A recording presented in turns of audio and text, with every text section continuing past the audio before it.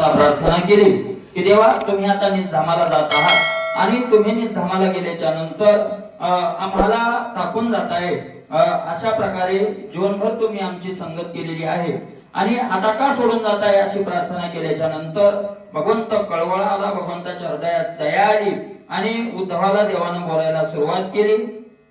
आणि काय बोलायला सुरुवात केली तर बोध कुसरी सांगत अतिविस्तारी निज ज्ञान बोध कुसरी सांगत अतिविस्तारानं ते ज्ञान सांगायला सुरुवात केली. होते कृष्णाचे मानसी मज गेली आणि धामाशी माझे निज ज्ञान कोणापाशी अति यत्नेशी ठेवावे. देवाला सुद्धा देवाच्या सुद्धा हे मनात होतच की मी धामाला गेल्यानंतर माझं जे हे गुह्य ज्ञान आहे, हे ब्रह्मज्ञान आहे, ते कुणाच्या हृदयात ठेवावं. अशा प्रकारे तो देखील उद्धवाची अवस्था सुखदा आली श्रीकृष्ण नाथा वैराग्ययुक्त उपदेशितान होय सर्वथा निज ज्ञान तो देखील उद्धवाची अवस्था. आणि मग भगवंताची इच्छाच होती आणि उद्धवाचे चित्त पाहिलं नाही का नाही, उद्धवाचे चित्त की त्या ज्ञानाला ती भूमी योग्य आहे असं भगवंताच्या लक्षात आलं आणि भगवंतानं हे ज्ञान उद्धवाला सांगायला सुरुवात केली. पण कसं वैराग्ययुक्त उपदेशिता, जर उपदेश वैराग्यवानाला केला, उपदेश करत असताना जर वैराग्यवानाला उपदेश केला तर वय सर्वथा निज ज्ञान, तर त्याला लगेच काय होतं, ज्ञान होतं ठीक आहे नाही. पाऊस पडल्यासारखं तुकोबराय ज्ञानोबरायांनी ज्ञान दिलं, पाऊस पडल्यासारखं दिलं ना, मेघवृष्टीने करावा उपदेश तुकोबरायांनी उपदेशाचंही वर्णन सांगितलं आहे का नाही, पाऊस पडल्यासारखं. पण पाऊस पडला तर खडकाच्या काय उपयोगाचा झाला, काय उपयोगाचा झाला, पाऊस खडकावर पडला नाही का. मेघ न विचारी हागंदारी शेत तुकोबराय म्हणतात, पाऊस पडताना हागंदारी हे का शेत आहे काय काय काय विचार करत नाही, पण फायदा कुणाला होतो तर योग्य भूमी असेल त्या भूमीलाच काय होतो, फायदा होतो. अशा प्रकारे वैराग्ययुक्त उपदेशिता, याचे दोन्ही अर्थ घेता येतील. वैराग्यवानानं उपदेश केल्यानंतर किंवा वैराग्यवानाला उपदेश केल्यानंतर, बरोबर आहे का नाही. अशा प्रकारे वय सर्वथा निज ज्ञान, निज ज्ञान होय. वैराग्यवानानं उपदेश केला तरी ज्ञान होतं आणि वैराग्यवानालाच उपदेश केला तर काय होतं, ज्ञान होतं. म्हणजे याचा अर्थ सांगणाराही वैराग्यवान लागतो आणि ऐकणारा सुद्धा काय लागतो, वैराग्यवान. याचा सांगणाराही विषयानं बरबटलेला आणि ऐकणाराही विषयानं बरबटलेला. मग त्याच्याकरता एक प्रमाण आहे, ते प्रमाण आपल्या अलीकडचं आहे, ते काय कळलं नाही. काय रडका गुरु मरका चला दोघायचा बोध इंद्रायणीत गेला, वाहून गेला समुद्रात, काही फायदा झाला नाही. अशा प्रकारे वैराग्यवानानं उपदेश केला आणि वैराग्यवानालाच उपदेश केला. योम वाचवावया उद्धवाची कृष्ण ब्रह्मज्ञान उपदेशी शापनबादी ब्रह्मवेत्याशी निरुषिकेशी जाणतो. योम वाचवावया उद्धवाची, आणि खरं कारण असं होतं की आता या शापातून उद्धवाला वाचवायचंय, कारण यादव कुळाला जो शाप मिळालाय आणि उद्धव यादव कुळातले, म्हणजे उद्धवाचा नाश होईल आता. आणि उद्धवाचा नाश होऊ न द्यायचा म्हणजे तर सांगताय महाराज, ब्राह्मणाचा शाप सुद्धा ब्रह्मज्ञानाला बाधा करीत नाही. भगवंताचं ज्याला ज्ञान झालेलं आहे त्याला कोणाचाही शाप बाधा करीत नाही. कोणतेही मंत्र विंत्र त्याच्यावर शाप वगैरे काही चालत नाही. किती लोकांवर नाही बाहेर ते काय म्हणतात ते करणी कवटा, तो काही लोकांवर चालत नाही. ज्ञानोबरायांनी 16व्या अध्यायात त्याचं वर्णन केलं. सती आणि सत्पुरु, यज्ञशीळ दानशीळ आणि याज्ञिक, आहे का दोन वगैरे लोक सांगितलेले आहेत. तेल बाधा होत नाही, आहे का नाही. अशा प्रकारे उद्धवाला वाचवायचं म्हणून भगवंतानं ते युक्ती केली. शापनबाजी ब्रह्मवेत्याशी हे ऋषिकेशी जाणतो, तेव्हाला माहिती आहे की ब्रह्मज्ञान झालेला शाप बाधा करत नाही. ब्रह्म उपदेशाची हातवटी उपदेशो जाणी जगजेटी वैराग्य उपदेश उठावटी जेडे मिठे तत्वी. ब्रह्म उपदेशाची हातवटी उपदेशो जाणी जगजेटी, आणि कशा प्रकारे उपदेश करावा हे देवाला चांगलं माहिती आहे. कारण उपदेश करणाऱ्याला उपदेश कसा करावा, परत दृष्टांत ज्ञानोबरायला देण्याची काय गरज होती. खाली येऊन ज्ञानोबरायांनी दृष्टांत जे व्यवहारातले दिले ते आपल्या करता, कारण वक्त्याचं कर्तव्य आहे की श्रोत्यांना ज्या भाषेत कळतं त्या भाषेत काय करावा, उपदेश करावा, आहे का नाही. अशा प्रकारे खाली येऊन सांगितलं नाही. ते दृष्टांत सिद्धांत काही सांगायची काय गरज, सिद्धांताला दृष्टांताची गरजच नाही. पण तो सिद्धांत पटण्याकरता सामान्य बुद्धीला तो दृष्टांत काय करावा लागतो, मग सांगावा लागतो. भगवंताला ती हातवटी माहिती आहे. ब्रह्म उपदेशाची हातवटी उपदेशो जाणे जगजेती, जगजेती जाणे वैराग्य उपजवी जने पडे मिठीने तत्वी. आणि त्याचा उपदेश असा आहे की त्या उपदेशानं वैराग्य उपजवी, लगेच जन्म कशाला देतो, वैराग्याला जन्म देत.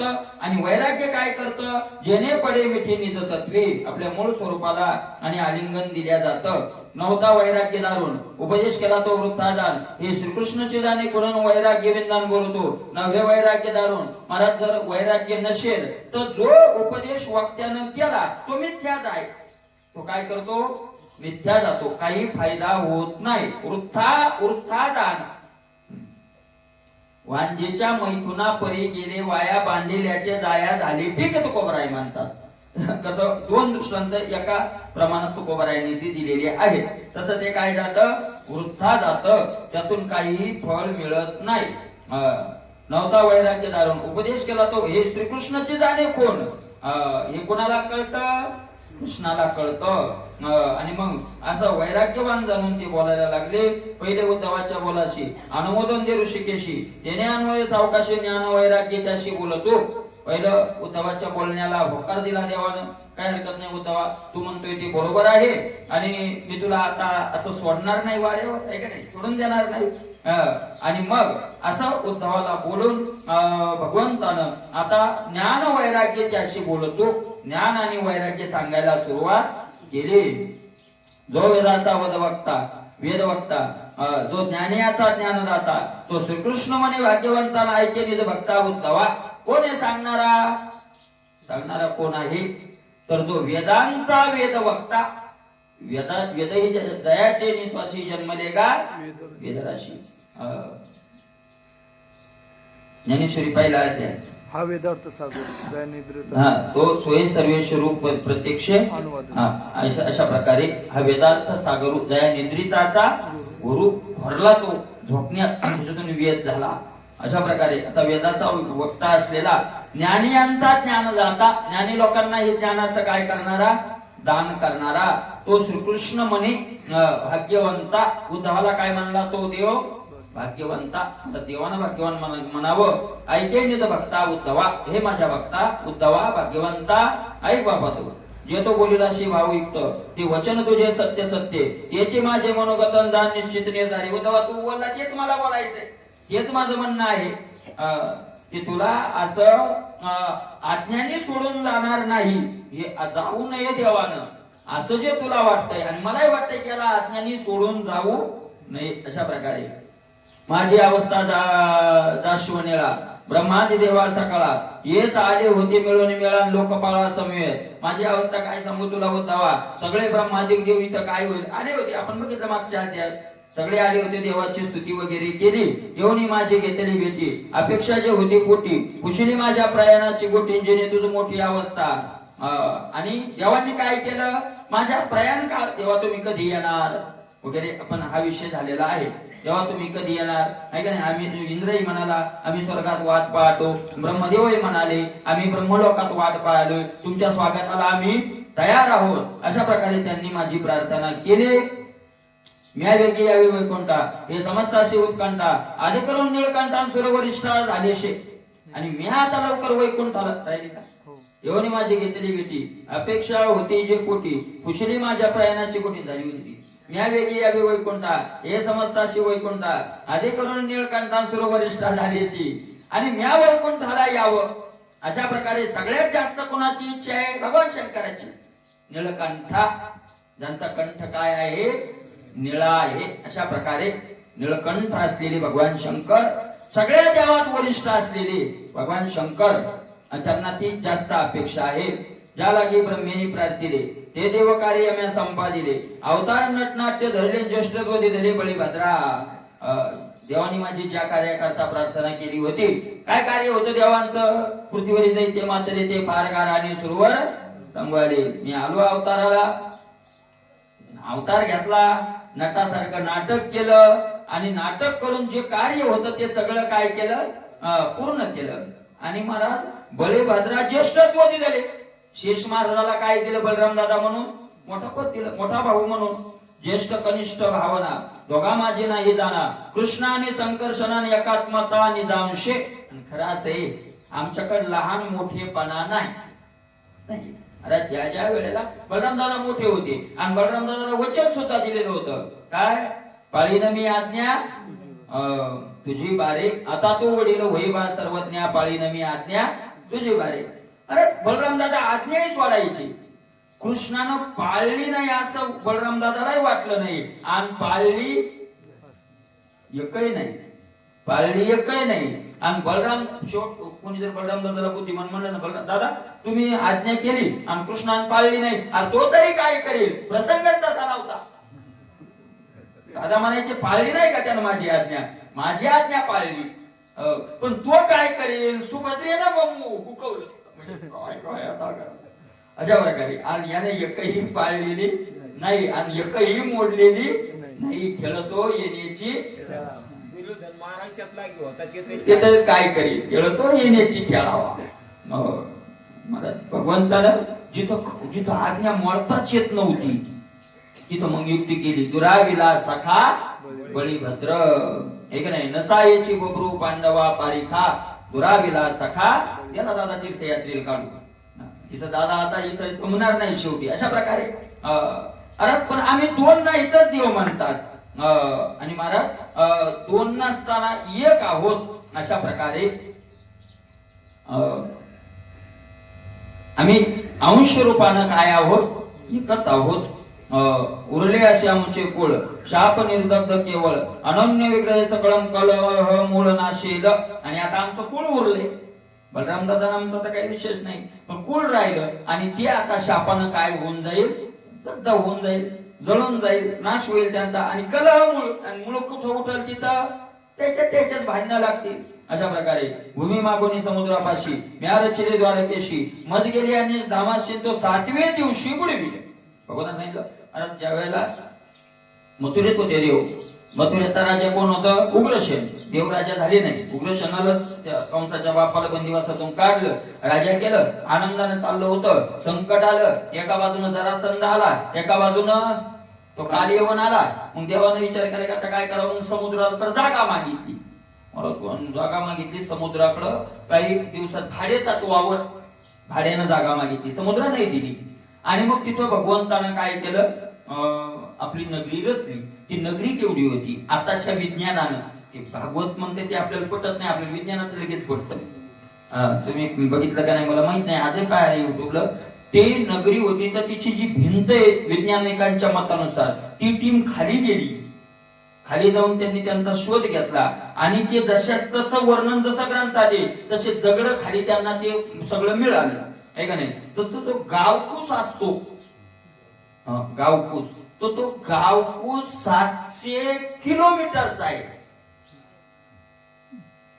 7 नाही 70 नाही 700 किलोमीटर म्हणजे 700 किलोमीटरचा तो काय गाव खेळ आहे. एवढं मोठं ते 56 कोटी यादव होते मग ते काय एवढ्या गावात बसतील 56 कोटी लोक बसवेल गाव केवढं लागेल एवढंच लागेल आहे का नाही. अशा प्रकारचे ती घेतली आणि रात्री सगळी मथुरा झोपतच कुठं गेली सगळीच यादव सगळेच मथुरा उग्रसेन राजा सगळं एक नेऊन ठेवली तिथं. ते उठल्यावर पाहिले तरी म्हणजे आपण सोन्याच्या नगरात कुठून आलो झोपलो तिथं मथुरेत आणि उठले द्वारकेत हे का नाही. अंतर किती झालं शुभ माहितीये का मथुरा ते द्वारका 4-5 किलोमीटर 1500 किलोमीटर 1500 जर एक्सप्रेस गाडी चालली तर 22 तास लागतात.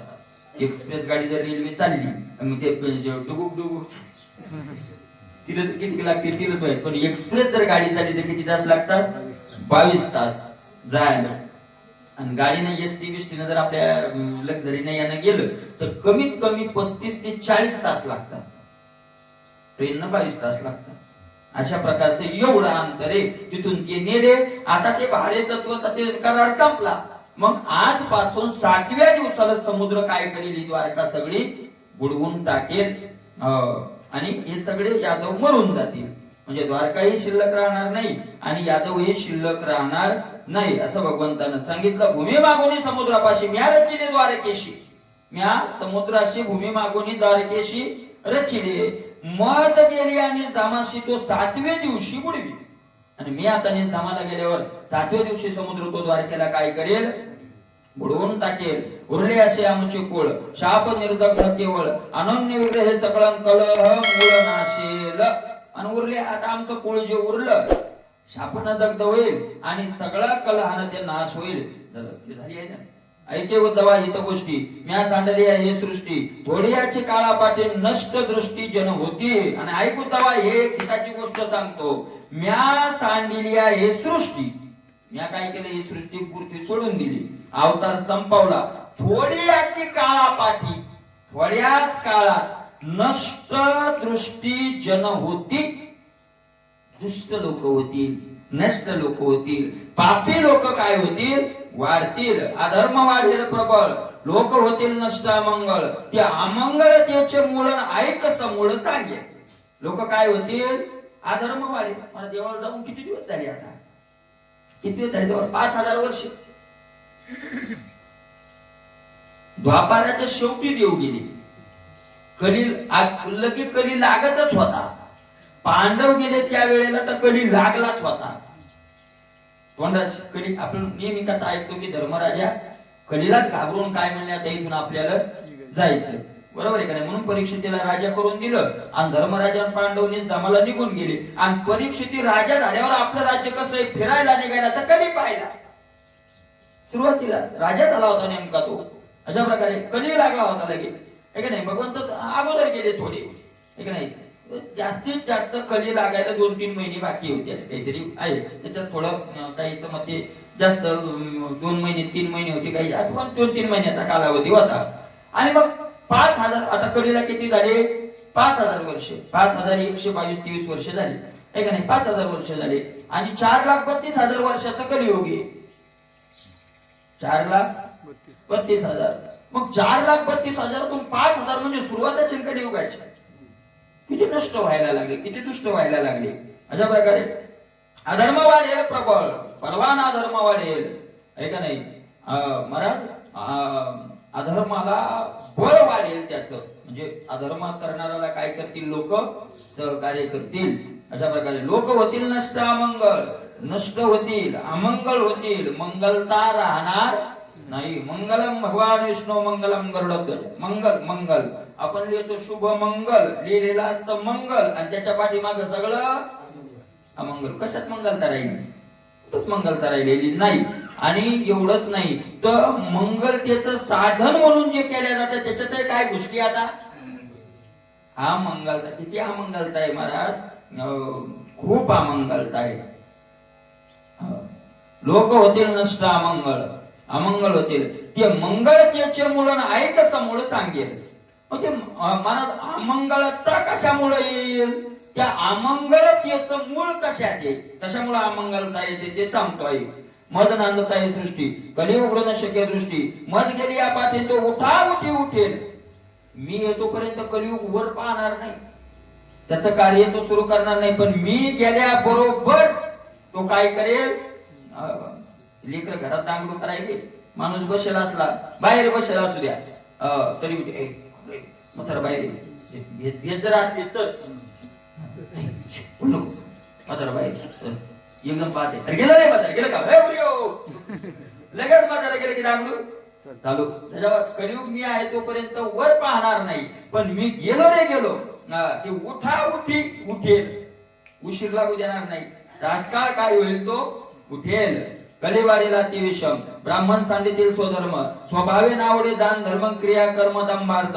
कलिवाडीला अति विषम, अति घोर महाराज असं काय होईल, विषम वाढेल. सम आणि विषम, सम म्हणजे शास्त्राला धरून आणि विषम म्हणजे शास्त्राच्या विरोधात असं वाढत जाईल, आहे का नाही. ब्राह्मण सांडितील स्वधर्म, सांडोनिया राम राम, ब्राह्मण करते दोम दोम, आहे का नाही. सांडोनिया राम राम, राम राम टाकून देतील आणि दोम दोम काय दुखू पाहिलं तर दोम दोम काय, दोम दोम म्हणजे बोबला थिंडील द्या द्या द्या द्या द्या. अशा प्रकारे अन्य विनपीडित काय मुदबक लिहिणे, तेल तूप साबण केणे. काय माहितीये का?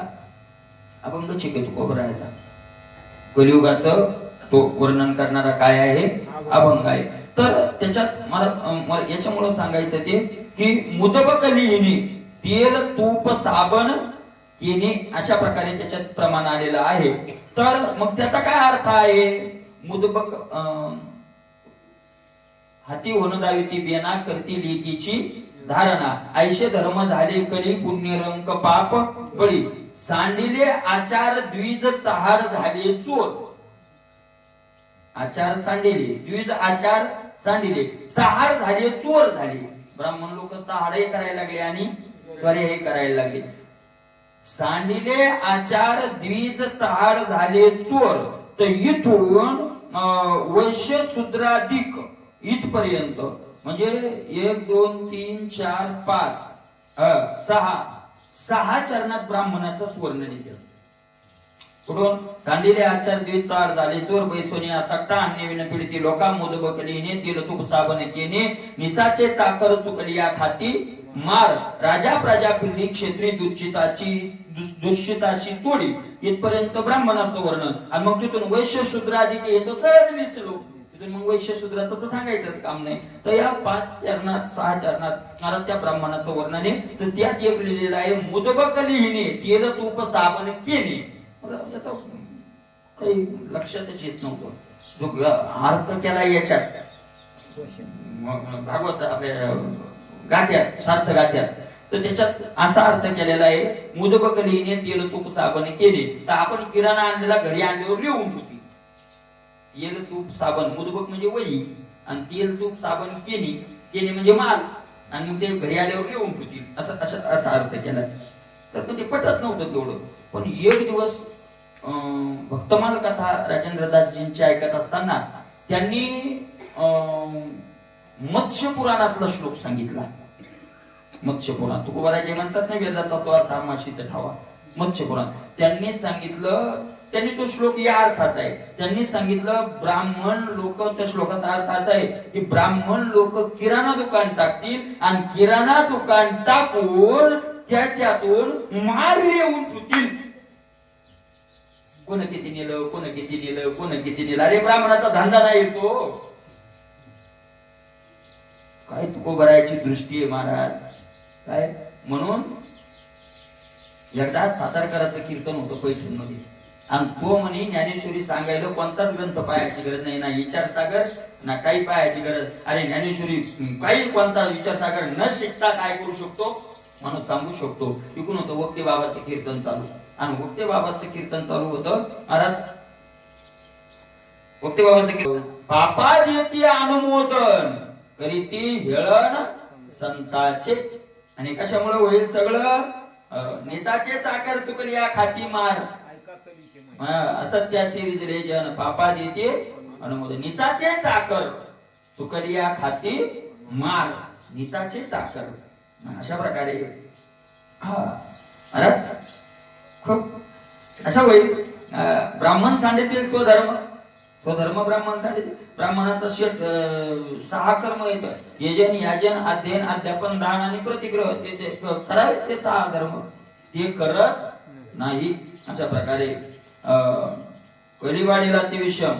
ब्राह्मण सांडतील स्वधर्म, स्वभावे नावडे दान धर्म, क्रिया कर्म दंभार्थ. स्वभावे नावडे दान धर्म. ब्राह्मणाला स्वभाव दान धर्म आवडणारच नाही. मला तिथे दान सांगितलंय आधी, मग प्रतिग्रह सांगितलाय. ब्राह्मणानं सुद्धा अगोदर द्यावं, घेतलेलं पहिलं, आणि मग ते संपल्यावर दुसरं द्यावं.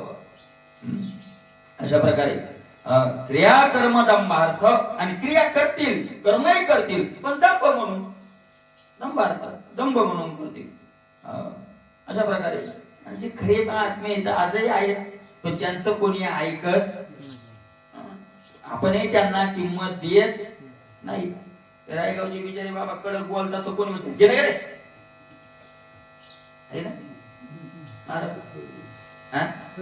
त्याच्याकडे चला तारीकडे ते काय नाही आली आली रे खरे. म्हणजे जे सत्यवादी चालते त्या लोक काय म्हणाले आज? सत्य गेले भोळ्या असत्याची चाले आविद्येची चाले चोरी. अशा प्रकारे म्या सांडिल्या महितळी प्रबळ बळे वाढील कळी आजीत तो आणि निघेजे तत्काळी जवतो कळे नातळे. मी सांगितलं त्या दिवशी तो ब्राह्मण आता सोबत त्यानं सांगितलं महाराज मी पूजा करत नाही, सत्यनारायण करीत नाही, कोणाचं लग्न लावत नाही, मी धनगर आहे म्हणे. धनगर मी फक्त ब्राह्मणाच्या कुळात जन्माला आलो, पण मी खरा काय धनगर आहे. धनगर म्हणजे मग काहीच येत नाही. काय करतो? फक्त नामस्मरण, बस. काही करायचं नाही, काही नाही. कारण त्यानं सांगितलं की करण्यासारखी योग्यता आता राहिलेली नाही. लोकांना त्याची गरज नाही.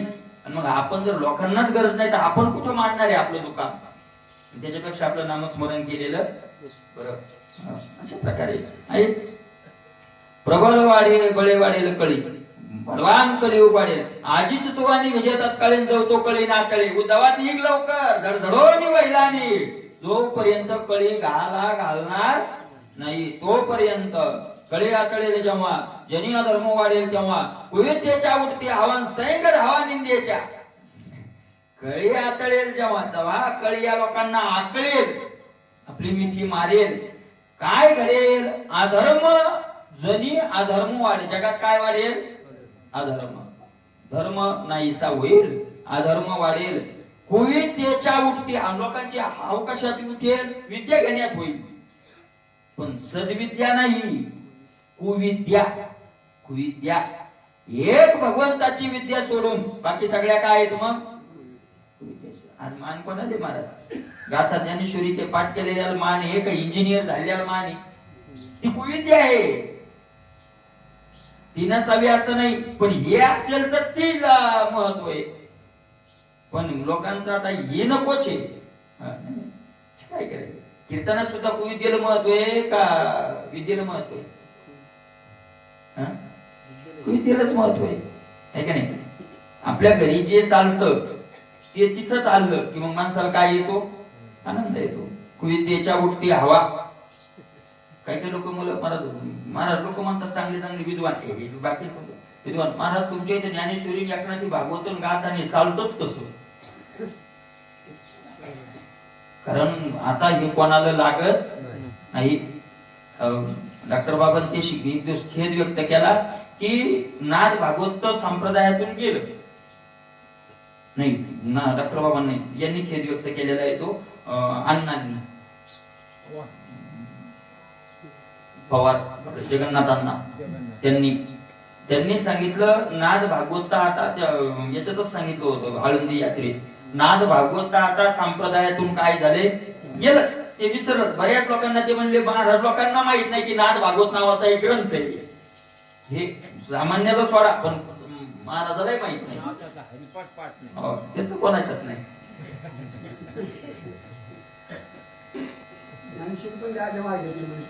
ते म्हणले आता खेद या गोष्टीचा आहे की ज्ञानेश्वरी सुद्धा काय व्हायला लागली हळूहळू गेली.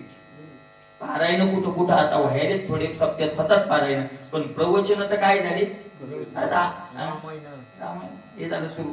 प्रवचन काय झाली हळूहळू निघूनच गेली. आपल्याला आता आता माहिती ना, आता मला 10 वर्षाच्या अगोदर नियमानं काय व्हायचं, प्रवचनाला वेगळे वेगळे महाराज बोलवल्या जायचे. तसे कीर्तनाला यायचे ना प्रवचन. लोक येत नाहीत प्रवचनाला, आता लोक येत नाहीत प्रवचनाला. अशा प्रकारे गेलं ते. ज्ञानेश्वरी चालली आणि गाथाही गेलाच. ठराविक अभंग तेवढे राहिले ना. अरे गेले गेले लोक म्हणजे महाराज अवघड अभंग घेऊ नका. कोणता अभंग घेता? तो नवीनच होता. अरे नवीन होता का त्या अभंगाच्या संगतच होता? म्हणजे तुकाराम महाराज काल परवा निर्माण केला का तो सगळे अभंग सोबतच आहेत ना ते, पण तो नवीनच होता. अशा प्रकारे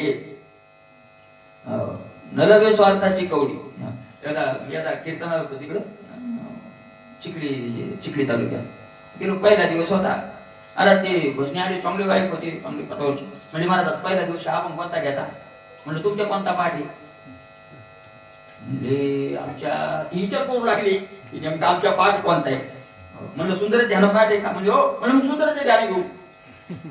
वा म्हणलं म्हणजे महाराज मग ते मला खुशच झाले मग रूपाचा अभंग झालो मी अभंग घेता अरंभे आवडी आदरे चाल बायलाच येईल त्यातलं बोलतो ते म्हणजे शब्द दोन मुली महाराज असा अभंग असतो का आम्हाला फसवलं म्हणलं तुम्ही मला फसवता का तुम्हाला 5 मिनिटं चाल म्हणायची मग 2 तास बोलायचं त्याच्यावर म्हणजे आमचे 2 तास मातीत गेले तरी चालते कशासाठी फक्त तुमच्या 5 मिनिटाच्या चालीसाठी म्हणायची तर म्हणा नसली म्हणायची तर म्हणू नका काय करता त्याला असे लोक काय करता नलभे स्वार्थाचे कळयातले जन्मात कुविद्याच्या उठती हवा कुविद्याच्या हवा उठतात सैंगद हवा निंदेच्या आणि धाव कुणीकडे राहील मग निंदा निंदा निंदा निंदा किती मोठी निंदा अरे बाप बाप सगळी निंदाच नलभे स्वार्थाची कवडी तरी करते निंदेच्या कोडी ऐशी करुगी वस्ती कुडीन तुवा आरगद घडी न राहावे बर महाराज ज्याची निंदा करतो ना बाबा म्हणतात त्याच्यातून काही स्वार्थ होतो त्या निंदेतून आपल्याला नलभे स्वार्थाची कवडी कवडी सुद्धा स्वार्थ म्हणून त्यात मिळत नाही का नाही तू काय म्हणतात ते लोक स्वार्थाची इच्छा करत नाही नेगे बोलत होतो फुका पाप वरच्या वरी देखा नेगे बोल हे पैसे मागत नाही तो फुकट स्वार्थ काय आपला काही स्वार्थ नाही त्याच्यात पण महाराज आपल्या ओळखीचा नाही तो असं काय ओळखीचा पाहिजे निंदा करायलाच नाही चालला एखाद्या तीर्थावर गेलं पंढरपूर चालला दर्शन करायला तिकून एखादा बाबा आला त्याच्या गळ्यात भल्या 50 माल आणि गंध लावलेला इकडून इकडून इकडून इकडून असा गंध लावलेला आणि दिसला एखादा म्हणला एखादा भाविक असतो अरे बाबा किती कशाचा बाबा झालं सुरू त्याचा आपला वैर नाही शत्रू नाही घर जवळ नाही दार जवळ नाही धुनी साबणी बरोबर आहे करती पातकाची धुनी महाराज काय ते मुस्लिम समाजात एक महात्मा होऊन गेले रस खान नावाचे महात्मा होऊन गेले तर ते त्याचा खूप मोठा इतिहास आहे ते रस खान ते भक्तमाल नावाच्या ग्रंथात त्यांचं चरित्र येतं ते पहा तुम्ही आपल्याकडे तो ग्रंथ पाहायचा असेल तर ते रस खान नावाचे तर ते महाराज त्यांनी कमीत कमी 100-200 माळी घातल्या एवढ्या त्यांना एका महात्म्यांनी विचारलं बाबा एवढ्या माळी घालायची काय गरज 1-2 माळी 3 माळी घातल्या ठीक आहे एवढ्या मोठ्या माळी कशाला घातल्या त्यांनी सांगितलं बाबा मी असं तुळशीचं महत्व ऐकलंय की रात्री जागरण झालं मग घरी झोपायचं होतं धांबळायला नाही का नाही इतक्या मोठ्या माळी तुम्ही घातल्या तर ते कशामुळे घातल्या तर त्यांनी सांगितलं मी तुळशीचं महत्व ऐकलं की तुळशीचं मला लाकडाचा एक स्वभाव लाकूड पाण्यात बुडत नाही लोक पहिले पलीकडे जायचं असलं तर वाळल्या लाकडाचा काय घ्यायचे आधार घ्यायचे त्यांनी सांगितलं मी असं महत्व ऐकलं की हे लाकूड भवसागरात बुडू देत नाही तुळशीचं लाकूड जर गळ्यात असेल तर भवसागरात बुडू देत नाही पण महाराज तुम्ही पहिलेच हिंदू धर्मात जन्माला आले तुम्ही महान पुण्यवान आहात म्हणून तुम्हाला थोडंसं लाकूड करून न्याल बस होईल मी मुस्लिम येऊनात मी पहिले पाप केलेला माणूस मोठा तो राजाचा हे होता सैनिक होता मी पाप केलेला माणूस आणि मग मला तरुण जाण्याकरता एका लाकडात कसं जमल म्हणून मी जेवढे पाप तेवढे काय घातले मोठे की मला मी बुडू नये म्हणून आता किती मोठा भाव आहे आणि आपण माळी पाहून त्याची काय करतो काय ओळख न पाळख काही ना काही नमस्कार करा निघून जाऊ अरे कोण कोण्या वेशात असेल आपल्याला काय सांगता येतं त्याचा त्या सोंग म्हणूनच घातले असतील हे आपण ठरवलं कशावरून पण महाराज कलियुगाचं असंच आहे कलियुगात बुद्धी तुम्हाला सांगतो मी आता ते उदाहरण सांगतोय आपण एखाद्या शहरात उभे एक वर्षात एक 25 वर्षाचा मुलगा आणि 22 वर्षाची मुलगी एका मोटरसायकलवर बसून चालली आणि चालली त्याचे ते मुलगी बी असे त्याच्या मुलाच्या गळ्यात हात टाकून बसून चालली आपल्या बुद्धीत काय येतं का नाही बहीण भाऊ येते काय येत नाही ते बहीण भाऊच सख्खी आणि एवढं प्रेम आहे त्या बहीण भावाचं एवढा अति प्रेम आहे की एकमेकाला ते सोडून राहू शकत नाही आणि मग ते बहीण भाऊ बिचारे रस्त्यानं चालले गळ्यात हात टाकून बहीण भाऊ येते का आपल्या डोक्यात तो कलियुगाचा परिणाम महाराजांनी हेच उदाहरण सांगितलं ओळखीला हरी धन्य गुंडा महाराजांचा आता पुरावाला म्हणल्यावर मंगल काही घेतली हेच उदाहरण घेतलं नाही पण मग काय येत नाही आपल्या डोक्यात असं कारण त्याचं कारण आहे आपल्या आतमळ मला जो पवित्र आहे अंतःकरणातून ते बहीण भाऊ नसले तरी तो म्हणे नाही नाही ते काय विचारे काय येतं बहीण भाऊ सृष्टीवाद हे पाप, हे आतलं पाप आणि कलियुगाचा काय आहे? परिणाम. अधर्माकडे माणसाची प्रवृत्ती, पाप वाढवण्याकडे. पापाविन पाप नाही येत पुढे, साक्षीशी रोकडे साक्षी आले तुकोबाराय म्हणतात. अधर्माकडे ऑटोमॅटिक काय होईल? आयशी कलियुगी वस्ती कुडी. कलियुगात राहणंच वाईट आहे. कुडी म्हणजे वाईट. कलियुगात वस्ती करणंच काय वाईट. तू अर्ध घडी न राहावे. देव म्हणतात उद्धावा घडीवर तर नाही, तू अर्ध घडी सुद्धा आता इथं राहू नको. आणि एक लक्षात घ्या, इथून पुढं परमार्थ करायला काळ वाईट जाणार आहे. कारण आज आपल्याला वाटतंय परमार्थाला सहकार्य, पण आजचं सहकार्य सुद्धा साधकाला नाशाकडेच नेणार आहे. बरोबर आहे का? अशा प्रकारे तो अर्ध घडी न राहावे, अर्धा क्षण सुद्धा इथे राहू नको. उद्धवा तू या लागी येथून निघावे वेगी, एकलाची अंगोवांगी हिता लागी सर्वथा. उद्धवा तू काय कर आता म्हणून येथून वेगी निघावे, झडझडोनी. इथं थांबू नको आता, लवकर निघून जा इथून. का? कल्याण करायचं असेल तर आपल्या कल्याणाकरता आपुली आपण करा सोडवून. संसार बंधन तोडावे, आपुली आपण करा सोडवून. एकलाची अंगोअंगी, आपल्या अंगानं स्वतः एकलाच.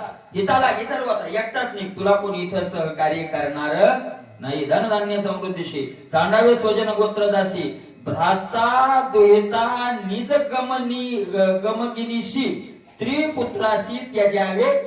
एकट्याने म्हणजे आपण म्हणून बायको आहे, मायबाप आहे, पोर आहे, घर आहे, धन आहे, धान्य आहे.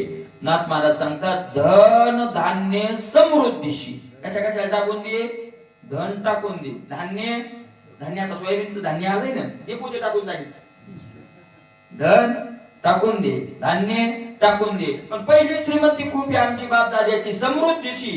दे सोडून स्वजन गोत्राशी सांडावे. स्वजन ज्याला आपण काय म्हणतो? आपली म्हणतो. गोत्र नातेवाईक आहे का नाही? स्वजन म्हणजे मित्र हे घ्या, आणि गोत्र म्हणजे नातेवाईक घ्या. नातेवाईक. भ्राता, भ्राता, भ्राता म्हणजे भाता नाही, भाऊ, आपला भाऊ. त्या टाका. दुहिता, दुहिता म्हणजे बा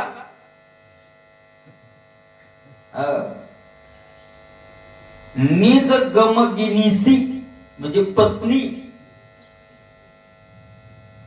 म्हणजे आई, वडील, भाऊ, पत्नी, नातेवाईक, स्त्री, पुत्र त्याजावे. या सगळ्याचा काय करतो? बंधू सोयरे पिशून, सर्व सत्य हे मानून, सर्व मिथ्या हे मानून, शरण रे गा देवाशी. सर्व बरोबर आहे. सदाशिवा तुम्हाला 102% मार्क.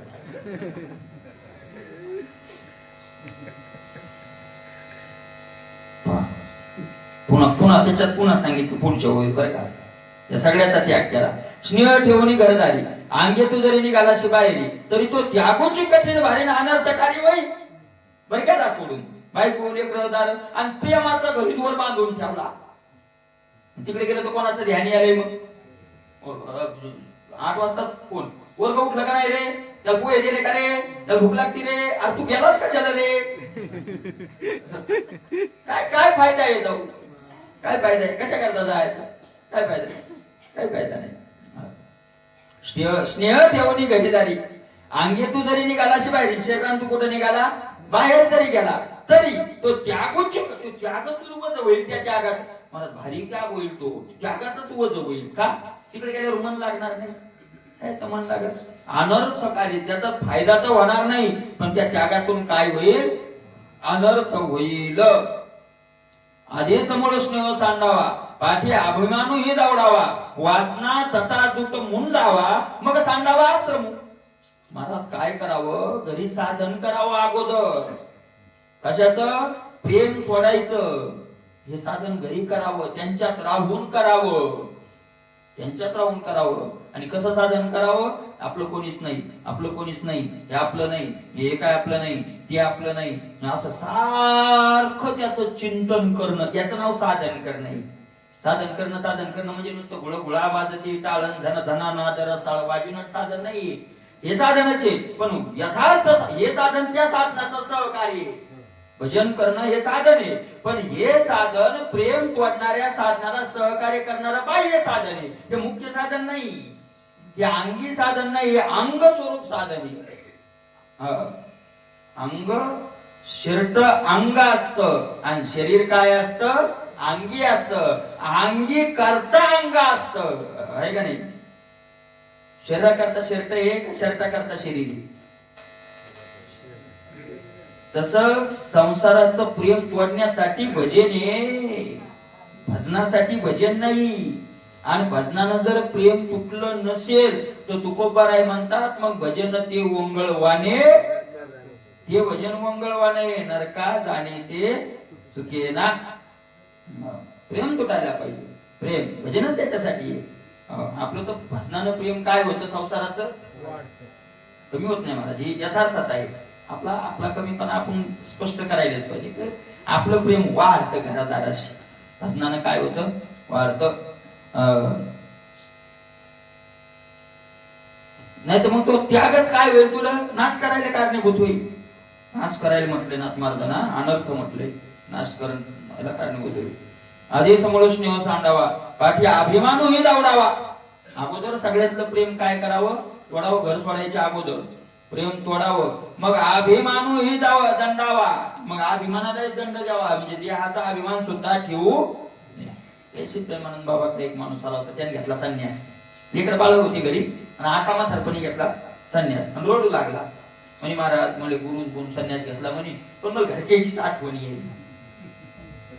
ते म्हणजे बाबा तुला संन्यास घ्यायचा सांगितला पण आता संन्यास घेऊन बसला, आता घरी जाता येत नाही. आता एक तरी कर म्हणजे घरी जाऊ नको, भजन करू नको, पण हे कपडे तरी टाकू नको, नाही तर मोठा अनर्थ होईल. आणि पाया पडतो म्हणजे त्यांना इकडे बोलू नको, नाही तर तू घरी जायचा नाही.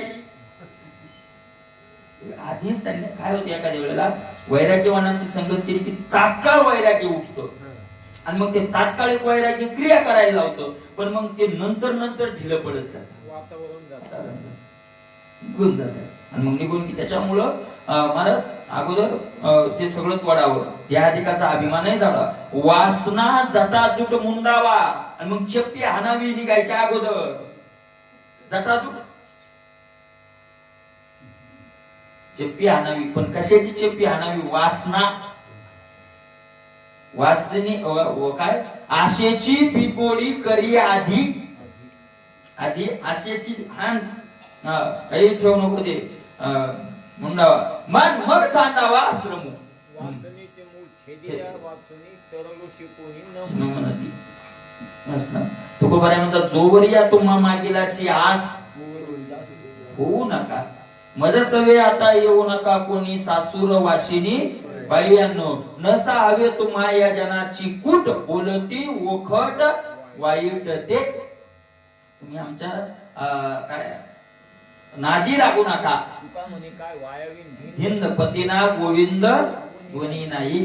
ज्ञानोबराय काय याच्यावर म्हणतात? ज्ञानोबराय तेच म्हणतात गृहस्थाश्रमाचे ओझे आधी कपाळी आहेच सहजे की तेच पुढे काय पूजेची पुढे ठेवीजे संन्यासी वाढवी जे सरशी पुढती. पुन्हा पहिलंच संसाराचं ओझ आहे, पुन्हा संन्यासाचं कशाला घेऊन येतो तो बाबा? वाजावर ओझ एकच समजला आपलं. म्हणजे हे झाल्याशिवाय ते सोडू नाही. अगोदर सोडून पाहावं 4-2 दिवस जाऊन तुला जमतंय का? तर हळूहळू हळूहळू हळूहळू हळूहळूच निघावं लागते. महाराज एकदम कोणी निघलाय नाही, निघता येत नाही. जरी जड जडून म्हणले असले तर निघण्याची गडबड कर. हळूहळू हळूहळू मग 2 मुक्काम करून पाहावेत. मग पहिला 1-2 मुक्काम, मग 4 मुक्काम, मग महिना, मग 2 महिने, मग 4 महिने. हळूहळू हळूहळू काय होते माहितीये का? ज्याच्यापासून जेवढं दूर गेलं आपोआप त्याचं चिंतन कमी होतं. चिंतन कमी करायचं असेल तर पहिला मुख्य दुरावा. महाराज एकमेकाशिवाय न राहणारे मित्र जमतच नाही एकमेकाशिवाय. एकाला या शहरात तिकडे नोकरी लागली, एकाला लांबची कुठेतरी 1500 किलोमीटरवर नोकरी लागली. कधी कधी असा योग येतो की म्हातारपणी ते भेटल्यावर एकमेकाला ओळखतही नाही. पाहिल्यासारखं वाटतं तो म्हणतो मी पाहिलं तर, आणि मग म्हणतो अरे अरे अरे अरे अरे आपण किती जीवा भावाचे शाळेत होतो, अर्धी भाकर आपण एक घास काय खाल्ला. पण कशामुळे दुरावा झाला? एवढ्या प्रेमात संगत तुटली. मला प्रेमात दुरावा करायचा असेल तर बाह्य पहिली काय तोडावं लागेल? संगत तोडावं लागेल. याच्यापासून जेवढं लांब राहिलं, जेवढं तिथं पडून राहिलं, तेवढं मग ते प्रेम काय होत जातं? वाढत जातं. अशा प्रकारे मग सांडावा आश्रम स्नेह कैशनी सांडे अभिमानू कैशनी दंडे, हे दूध वाटेल सांगडे तरी रोकडे. आता मग मला प्रेम कशाने जाईल? काय गोड विषय का?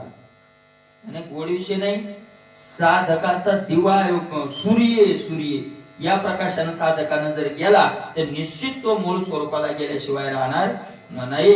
आहे का नाही? हे अक्षरे नव्हती देखा ब्रह्म साम्राज्य दीपिका. हे ब्रह्मरूपी ठेव्याजवळ नेणारे काय येतं? मशेली येतं. मशेली साम्राज्य दीपिका वर्णी येली गीतेची. ब्रह्म साम्राज्य दीपिका. दीपिका म्हणजे मशेली. दीप वेगळा आणि दीपिका लहान असतो त्याला दीप म्हणतात, आणि मोठा असतो त्याला, कारण दोन शब्द एकाच प्रमाणात आले. दीप दीपिका होतो का कोटी वरी रे. अशा प्रकारे ते तुझं वाटेल सांगकडे. संकट वाटेल बा, प्रेम कशाला जाईल, अभिमानाला कशाला दंडन करावं, अभिमान कशाला हाणावा. तर ऐक आता, ऐक म्हणाले, माझे स्वरूप जे सर्वगत ते तर ठेवून या चित्त सावधानी सुनिश्चित राहावे सतत निज रूपी. आपला आताच विषय झाला. माझ्या स्वरूपी सर्वगत. माझं जे स्वरूप आहे ते कसं आहे? सर्वगत. ब्रह्म सर्वगत सदा सम, जेथ अनुनाही विषम, ऐसे जाणती ते अति दुर्गम, त्यांची भेटी झाली या भाग्य परमगा. बरोबर आहे का नाही? नरहरी रामा ऐशे कैशियाने भेट, ऐशे कैशियाने भेटते ते साधू. नाथमार्गाचा आपण आहे की नाही? ऐशे साधू. कसा आहे? ब्रह्म सर्वगत, सर्व व्यापक ब्रह्म आहे. आणि सर्व व्यापक ब्रह्म आहे ते तर ठेवून या चित्त. संसाराचं चित्त काढायचं असेल तर चित्त कुठं लावावं लागेल? हळूहळू. ज्ञानोबरायांनी याच्यावर वर्णन केले महाराज. माऊली ज्ञानोबराय म्हणतात, तू एक काम कर, काहीच करू नको. काय? मोटके निमिष भरी या था पहारा माझारी, तरी तुका ऐशे करी या था पहारा माझारी, मोटके निमिष भरी देतो जाय, मग जे जे का निमिख देखील प्रेमाचे सुख ते तुले आरोचक विषयी येईल. हळूहळू हळूहळू इकडे लावत चालायचं. आधी समोर स्नेह माझे स्वरूप जे सर्व ते तर ठेवून या चित्त सावधानी सुनिश्चित. आणि त्याच्यात काय राहावं? सावधान. सावधान राहण्याची काय करायची महाराज? तिथं चित्त राहत नाही, इकडं सारखं राहत. वेदेन करिता प्रेरणा विषयावरी सहजची. महाराजाची ओवी झाली ना, सहज वासना आहे. सहज वासना. इकडं चिंतन स्वाभाविक महाराज. कथेत येतं ते विषयाच्या चिंतनात कथेचं चिंतन येणार नाही, पण कथेत विषयाचं चिंतन आल्याशिवाय राहणार इथंच ते येतच. महाराज काही सोडीनं 8 वाजायली तर हलेरच्या रानात आले येत का नाही? येतच ते. कारण स्वाभाविक आहे, ते अनंत जन्माचे संस्कार आहेत. त्याचं कारण काय? अनंत जन्माचे संस्कार. ते एका दिवसात जाणार नाही. जाणार नाही असंही नाही, आणि एका दिवसात जातील असंही नाही. हळूहळू हळूहळू इकडे चित्त लावत जायचं. ठीक आहे? सावधानी सुनिश्चित राहावे. सतत सतत सावधान राहावं. पण कुठं? निज रूपी आपल्या मूळ स्वरूपाचं सतत काय करावं? चिंतन करावं. ते स्वरूपी चित्ता निर्धारशी धारणा करिता निज भावे तन्मयता तद्रुपता पावे. हळूहळू हळूहळू महाराज ज्ञानोबराय म्हणतात, मीच होईल. एक दिवस ते काय होऊन जाईल? मीच होईल. हळूहळू हळूहळू याचं चिंतन सोडून त्याचं चिंतन, त्याचं, आणि मग तन्मयता लागली एकदा. धारणा ध्यानाच्या अगोदरची अवस्था काय? ओढतो लागे वेगे प्रपंच.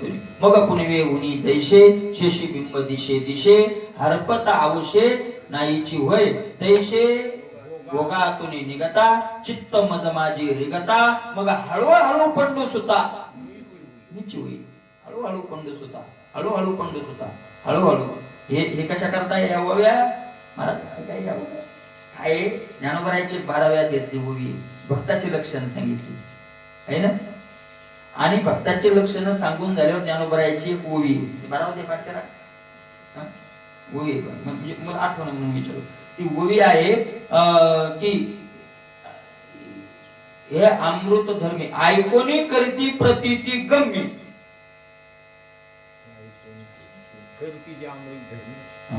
ऐकोनी करीती प्रतीती गम्मी शेवट आहे 12व्या अध्यायाचा शेवट आलेली ओवी म्हणजे जे ऐकून काय करतात अनुभवात आणतात जेव्हा म्हणतात मला ती आवडतात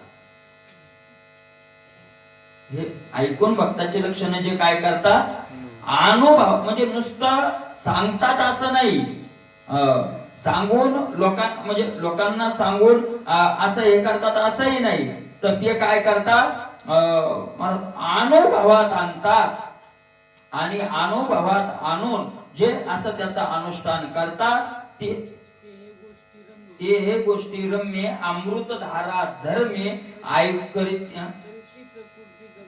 करीती प्रतीती गम्य ऐकोनिया जे पुढं काय घेत सगळंच काढ ना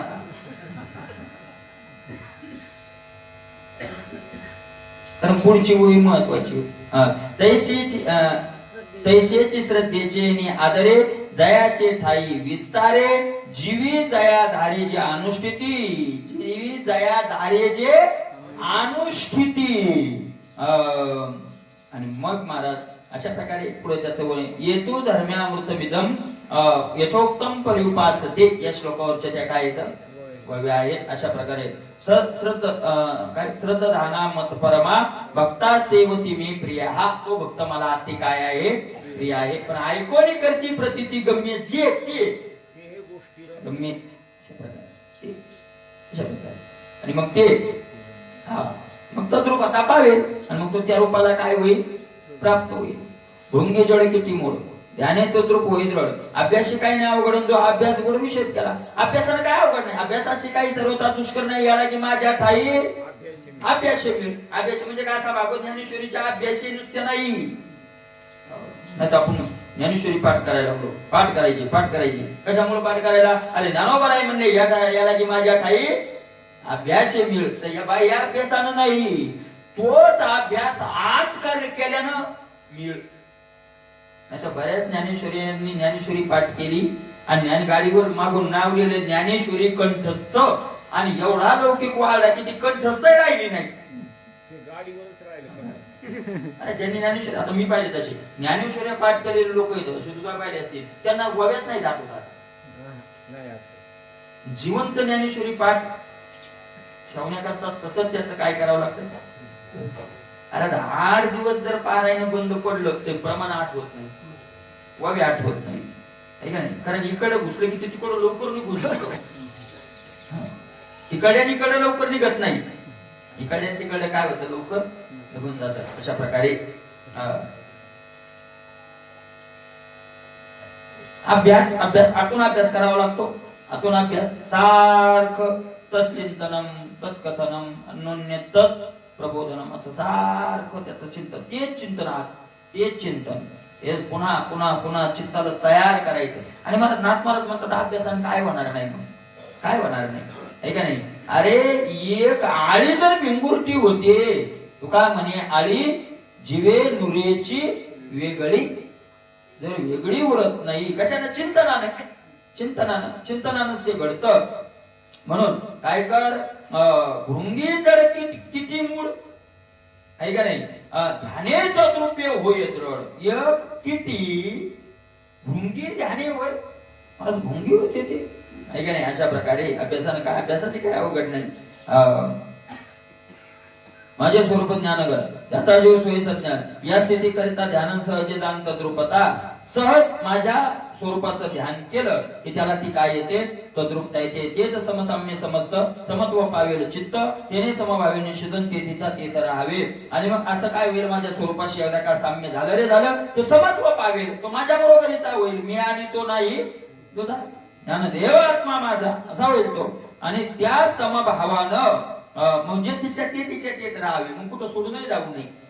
मग तो घरात राहिला काय, जंगलात राहिला काय, गावात राहिला काय, आणि कुठेही राहिला काय, त्याचा काही फरक पडत तुकोबरा हीच मागणी करतात. देह असो माझा भलती ठाई, चित्त तुझे पायी असो द्यावे. अधिग्रहाश्रमात त्यागावे, मग म्या म्हणशी कोठे राहावे.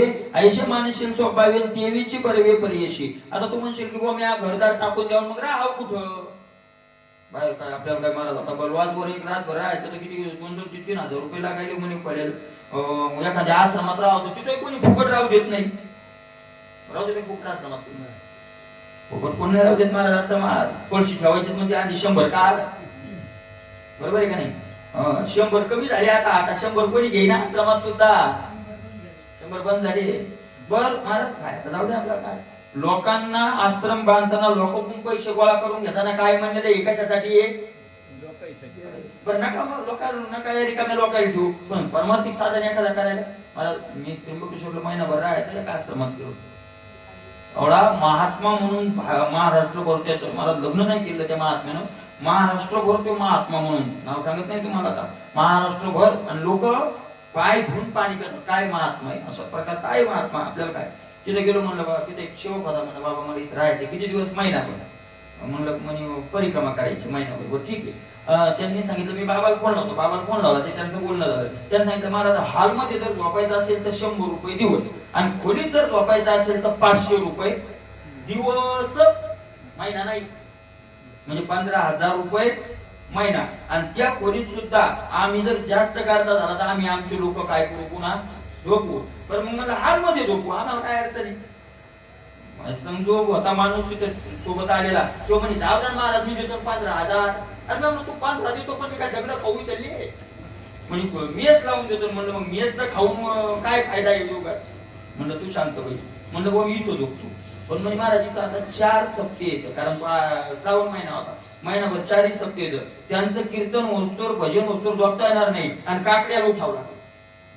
दिवसभर आपल्याला परिक्रमा करून यायची, पुन्हा रातभर जागच म्हणायला लागेल बाबा, झोपता येणार नाही, ते ऐकावं लागेल. खरं आहे त्याचं, त्या हॉलमध्ये कसं झोपता येईल आपल्याला, कीर्तन चालू असल्यावर भजन घ्यायचे. म्हणलं बाबा असं नाही असं तसं. म्हणलं परिक्रमा तुमची परिक्रमा मी काय करू, तो नोकर होता तो बिचारा काय करेल, नाही ठेवलं महाराज. तर पुन्हा बाबा कोणाला की साधक माणूस आहे आणि त्याला परिक्रमा करायची. ते म्हणजे काही असो आपला नियम, म्हणजे नियम. माझ्या कुटुंबाचा प्रश्न काय कशाचा मोठं कशाचा कोण राव देतो. शेवटी मी जे संगत होती ती म्हणले कसं कसं तुम्हाला होता भगवंताचं महाराज काय. ते म्हणले कसं कसं म्हणलं, तुमच्या पाया पडतो, एक काम करता का तुम्ही, काय तुम्ही जाता का मग सोडून, वरून पाऊस चांगला श्रावण महिना तिथं पाऊस पाया पडतो, तुम्ही जाता का. म्हणजे कसं का म्हणलं, तुम्ही गेल्याशिवाय म्हणून नियोजन लागत नाही. ते म्हणले तुम्हाला पावसात सोडून आम्ही कसं जाऊ, आम्ही सोडायला आलेली आपलीच पोरं होते ना, आम्ही सोडायला आलो तुम्हाला, आम्ही 50 खर्च करतो 2-4 जण मिळून, तुम्ही जा आम्ही कसं. म्हणलं तुमच्या पायात तुम्ही रुपया खर्च करू नका, तुम्ही निघायचं, तुम्ही गेल्याशिवाय देव भगवंत नियोजन लावू देत नाही. ते म्हणले कसं कसं. म्हणलं मग एक काम करा, नियोजन लावायचं का हो, सगळे जण आता त्र्यंबकेश्वराला हात जोडा आणि म्हणा आमचं काहीच चालत नाही, जेव्हा तू करशील ते आमचा सोडा. मी तर पहिला सोडलेला, मी तर माहिती मला आपल्याला सोडलं महाराज. मग सहज बुद्धी आली, भास्कर होता, भास्कर बाबा मी चहा तरी घेऊन पंडित आले, चहा घ्यायला बसलो. असा सकाळला पावसाचा एक महाराज पळत आला पाण्यामुळं, त्या हाटेलीत उभा राहिला. मग म्हणलं जय हरी कुठले महाराज काय म्हणलं घ्यांच्या. म्हणजे कसं काय कुणीकडे आले काय. म्हणलं राहायचं पण नियोजनच लागलं. म्हणजे अन्नपूर्णा जाणं तिथं साधे काल फुकट ठेवतात, जेवणाची सोय. अन्नपूर्णा कुठे, म्हणजे लगेच पुढे द्या म्हणे पाणी, लगेच अन्नपूर्ण. गेलो तिथं, संन्यासी महात्मा तो अध्यक्ष, त्याला हात जोडली, बाबा काय करायचं, राहायचं. म्हणजे किती दिवस, महिनाभर. काय करायचं, परिक्रमा करायच्या. म्हणजे दुसऱ्या मजल्यावरची 3 नंबरची खोली आहे, उघडून द्या. गादी त्याच्यात महाराज स्पेशल खोली गादी. आणि तुम्हाला सांगतो तिथं गोशाळा आहे. तिथं महाराष्ट्रातलं ते फक्त पाणीच घेतात, इंदूरून माल येतो सगळा तिथं. गॅस सुद्धा महाराष्ट्रातला घेत नाही. 300 गॅसच्या टाक्या येतात गाडीत पडून ती 300 गॅसची संपली म्हणजे रिकामे घेऊन जातात इंदूर. आणि महाराज तुम्हाला सांगतो महिन्याभर तिथे मी राहिलो, गोशाळा आहे, चपात्या लावायला तेल नाही, गाईचं तूप आहे. आणि ते म्हणले महाराज दूध पिऊ नका, तुला आंघोळ करायची जर म्हणली कारण ते विकायचे थोडं गाईचं दूध तूप. मला तिथं फक्त ते 6 लोक, आम्ही 10-12 जण होतो. असे 6 जण नाही केल्यावर 1 तास सूट नाही ती नाही कोणी जागेला राहील तिथं. सकाळी पोटभर दूध प्या, 8 वाजता नाश्ता, 12 वाजता जेवण, पुन्हा 4 वाजता चहा आणि संध्याकाळी जेवण आणि फुकट. साधकाचा माय त्यांनी सांगितलं साधन करणारा जर असला तर जन्मभर आम्ही सांभाळतो. एक साधक आहे तिथं, मला दवाखान्यात सगळं ते करतात, तो गाथा पाठ करायला महात्मा दवाखान्यात सगळं आम्ही करतो म्हणजे. आणि सगळे आचार्यासहित तिकडे येते, आपल्या इकडलं कोणीच नाही. आणि तो महात्मा संन्यासी मग ते काय होतं, तो आता वर जायचा जो रस्ता होता तो महात्मा बसायचा. सगळे जण जाताना दर्शन घेऊन बाबा अच्छा आहे का बरे काय काय नाही बोलायचे. मी आपला यायचो आलो की लगेच जेवण वगैरे करे 1 वाजता कणाकणावर निघून जातो. मी एकही दिवस बोललो नाही. एक दिवस एक महात्मा बसेल होता तिथं, तो म्हणला या महाराज बसा म्हणे. दुसरा महात्मा बसलो, झालं बोलणं सुरू. त्यांनी सांगितलं महाराज असं, त्यांनी सांगितलं मला तुम्ही यांच्याविषयी काहीच सांगू नका. म्हणजे मी अभिमान नाही सांगलो, पण तो संन्यास महात्मा म्हणे आम्ही साधन केलेले लोक आहे म्हणे, तुम्ही या माणसाविषयी मला काहीच सांगू नका. कारण आज 20-22 दिवस झाले म्हणे मी या माणसाला ओळखतोय, ह्यो माणूस लांबून हात जोडून निघून जातोय म्हणे, माझं तोंड चोपडेपणा करत नाही म्हणूनच ह्यो माणूस मला आवडला. कारण तोंड चोपडेपणा प्रत्येकाला वाटतो ना, आज दिवशी त्याला बाबा पाय नमस्कार, हे तोंड चोपडे म्हणून नमस्कार नाही. पण या माणसानं आतापर्यंत मला लांबून नमस्कार केलाय, जवळ आला नाही. आणि मग त्यानं मला स्पेशल चहा वगैरे म्हणून आज सांगितलं आज बोलतो म्हणे. 1-1.5 तास बसून तो माणूस मला साधनाच्याच गोष्टी केल्या त्यानं बोलत राहिला. आणि तुम्हाला सांगतो आता आपण आता याच्यात त्यांनी सांगितलं महाराज ही जर साधनाची वृत्ती राहिली तर देवाच्या बापाला भेट देणार. साधन केलेले लोक होते ते, त्यांनी पण किती मोठं आहे महाराज. मग ते लोक परवडले का नाही, आपला काय त्यात उपाय आहे का काय. तिथं आपलं 300 फळे आहेत बुवा, तिथं योग आश्रम नाही तो 300 फळे आहेत, पेशल खोली देते. आणि महाराज योगायोग पहा तुम्हाला सांगतो, त्या खोलीत आता पेशल फळे आहेत ना 300, देवाची कृपा पहा 300 फळे आहेत ना. मी 5-7 दिवस झाले होते, भीम दादा आले तिथे, त्या 2 दिवस राहायचं होते. आता ते पेशल खोली नाही दिली त्यांनी, माझ्या खोलीत त्यांना ठेवली. देवाची कृपा नाही तर काय. नाही पेशल खोली आहेत, मला पेशल दिली. पहिले तिथं 10-12 साधकाला पेशल खोली, मला पेशल दिली. मग त्यांनाही पेशल देता येत नव्हती का तिथं. आणि मग दादाना मी 2 दिवस फेरी संघ केली, दादा राहत होतो 2 दिवस, दादा राहिले मी 8 दिवस झाले, दादा राहिले पुन्हा 3. दादा म्हणजे तुमची संगत झाली, आता मलाही तुझं आवडलं कुठे तीर्थची त्यांनी तेवढ्या फेऱ्या केल्या. किती किती अशा प्रकारे दादाचं नामचं जीवाला जुळण्याचं कारण दादा ज्ञानेश्वरी पारायण करू लागले. आणि ते त्यांच्या पाठी ज्ञानेश्वरी त्यांनी सुरू केलं. आता त्यांनी ते मोठं असे त्याचे ते बोलत नाहीत कोणाला, त्याचे ते वय म्हणू लागले, माझ्याकडे पाहिलं सुद्धा नाही. पण त्यांनी वय म्हणल्यावर त्यांनी म्हणली पहिली की मी मागं म्हणू लागलो, त्यांनी म्हणली की मागं म्हणली, अशा 9-10 म्हणल्यावर त्यांनी पाहिलं डोळे उघडून, म्हणजे पाठी का म्हणलं हो म्हणे मग ऐकलं. दुसरा अध्याय चालू होता, दुसरा अध्याय आपला हरिपाठासारखा त्यांना म्हणलं कण कण कण कण एका अध्यायाचं पारायण केलं. महाराज आता सांगणं नाही, दादा म्हणे देवाच्या कृपेनं मग तुमची संगत घडली, आता महिन्याभर जातच नाही म्हणजे भगवंत अशा प्रकारे. मग काय लोक आहे म्हणतात कुठं राहावं माणसानं. पंढरपुरात साधन जर 4 महिने करायचं तर फुकट राहायला कोणती जागा आहे. आळंदीत जर राहायच्या एखाद्या साधकाला त्या 2 रुपया नाही, उघडा येतो हटक्या कपड्याचा, कोण ठेवतो त्याला 4 महिने. तर ज्ञानेश्वरी पारायण करायची 108 कोणाचे माऊलीच्या तिथं, कुठं राहील तो, कोण ठेवते त्याला. अरे उभं करत नाही कोणी, एवढाले बंगले आपले दिसत ना मठ, साधकाला नाही उभं करत महाराज, आपल्या संसारिकाला कोणी करायला. साधकाला सुद्धा कोणी त्याची आशा धरायची नाही, साधकाला सुद्धा. मग कुठं राहावं अशी भानगड आहे ना. असा प्रश्न घेशील ना की संसार टाकावा आहे का नाही, गृहस्थाश्रमाचे तागावे, मग म्या मनशी कोठे राहावे. होईच तशी, मग म्या मनशी कोठे राहावे, कोठे राहावे मग म्या असं जर म्हणशील, आयशे मानशील सोपावे ते विकी परवे परियसी, असं जर तू म्हणशील कुठं राहावं तर ती आई कुठं राहावं. तर आता आजच्या दिवस राहू द्या, उद्या ऐकू दे. पुंडलिक हृदय हरी विठ्ठल